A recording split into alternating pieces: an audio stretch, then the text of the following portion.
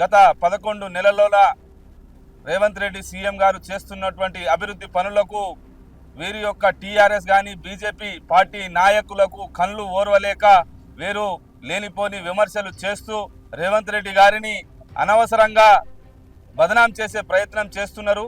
గత 11 నెలలుగా రేవంత్ రెడ్డి తనతో ఎంతైతే తెలంగాణకు అభివృద్ధి చేయాలో అంత చేసిండు. ఇంకా మిగతా 6 గ్యారెంటీలలో 3 గ్యారెంటీలు ఇప్పటికే నెరవేర్చడం జరిగింది.